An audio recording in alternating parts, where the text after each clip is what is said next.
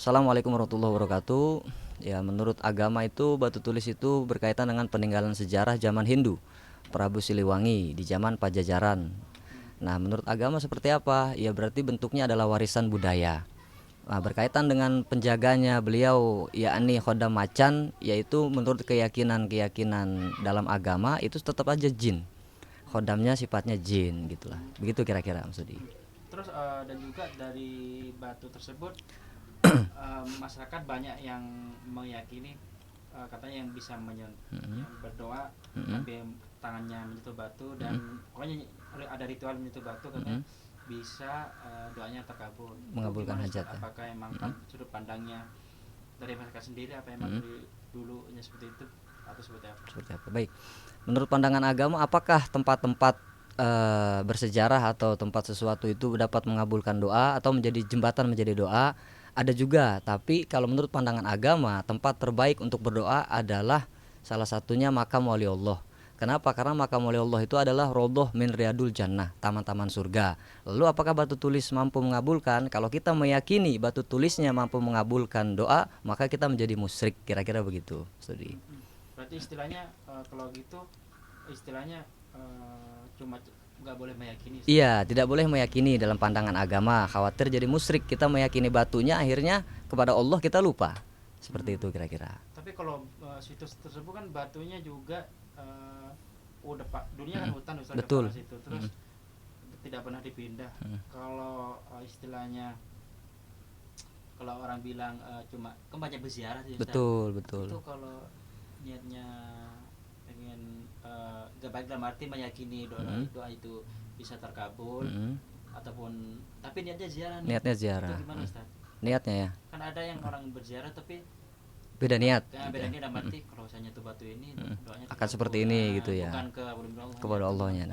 Nah, menurut pandangan agama seperti apa? Jadi menurut pandangan agama, Sayyidina Rasul sallallahu alaihi wasallam mengajarkan kita manzaro aliman ba'dal maut faka'annama zahro ilal yuhyiha.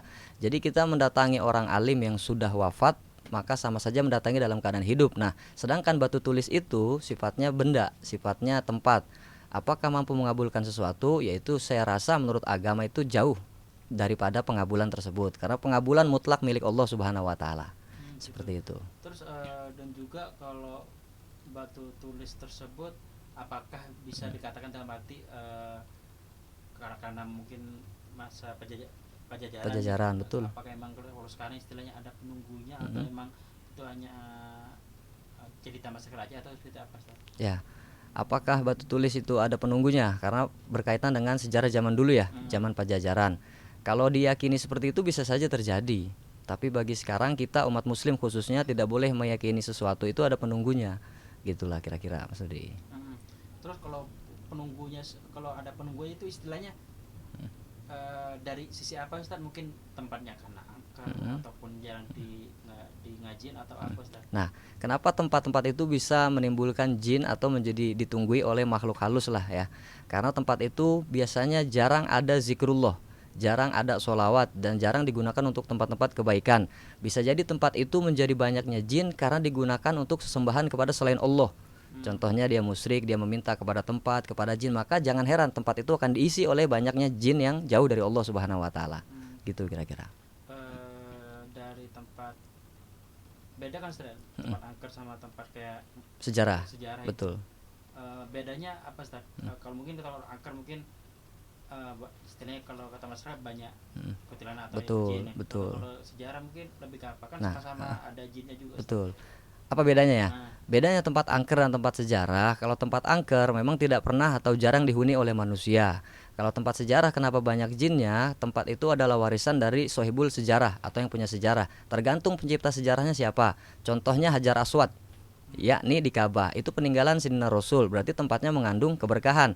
Nah, kalau yang punya sejarahnya sifatnya buruk, akhlaknya buruk, jauh dari Allah, maka tempat itu pun membawa hal-hal yang buruk. Seperti itu bedanya.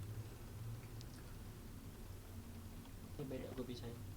Itu Ustaz mengenai hal ini kan Ki Joko Bodo kan meninggal Ustaz kan dulu maksudnya ini dan sekarang hijrah dan meninggal gitu itu Betul. menurutnya seperti apa melihatnya Ustaz? Pandangannya. Jangan seperti itu dulunya. Ya, Ya, saya mengucapkan innalillahi wa inna ilaihi rajiun kepada keluarga besar Ki Jogobodo. Semoga dosanya diampuni oleh Allah Subhanahu wa taala, amal baiknya diterima oleh Allah Subhanahu wa taala. Nah, pandangannya seperti apa? Pandangannya Allah Subhanahu wa taala ini azabnya memang keras, tapi rahmatnya lebih mendahului daripada murkanya. Innallaha la yanzur fi suwarikum wa amwalikum walakin yanzur fi qulubikum. Sesungguhnya Allah tidak melihat rupa kita, pakaian kita, jabatan kita, bahkan masa lalu kita. Yang Allah lihat adalah hatinya. Kalau hatinya baik, insya Allah akan mendapatkan tempat yang terbaik di sisi Allah Subhanahu wa taala. Seperti itu. Berarti istilahnya dulunya maksudnya belum ke jalan Betul. lurus, meskipun sekarang udah ke jalan lurus. Itu gimana Ustaz dalam Pandangan agama ya. Iya, karena manusia dilihat yakni adalah akhirnya. Kalau awalnya buruk, nggak masalah, yang penting akhirnya baik. Daripada awalnya baik, akhirnya buruk. Maksud akhir yang baik apa? Wafat dalam keadaan husnul khotimah. Itulah tujuan kita hidup di atas dunia Allah Subhanahu wa taala. Seperti itu. Tapi kalau istilahnya kan cukup lama, maksudnya istilahnya Prosesnya ya. prosesnya dari kan istilahnya bahasanya luwitan Ustaz. Iya. Maksudnya itu kan istilahnya bisa dikatakan hijrahnya baru-baru ini istilahnya. Baru-baru. Itu dalam arti emang segit, maksudnya Allah Maha Rahman Rahim atau seperti apa Ustaz? Ya, karena Allah Subhanahu wa taala ini yusabit qalbi aladdin, muqallibal qulub. Jadi Allah ini mampu membolak-balikan hati manusia. Orang berubah atau tidak berarti kehendak Allah Subhanahu wa taala. Kalau Allah mengkehendaki orang itu baik, maka akan jadi baik. Tapi kalau Allah mengkehendaki orang itu buruk, maka orang itu akan menjadi buruk.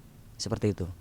Ustaz, apakah kalau kayak kita istilahnya sebelumnya okelah berjalan di Jalan yang buruk ya, sesat ya. Dan endingnya mungkin mulai proses mungkin.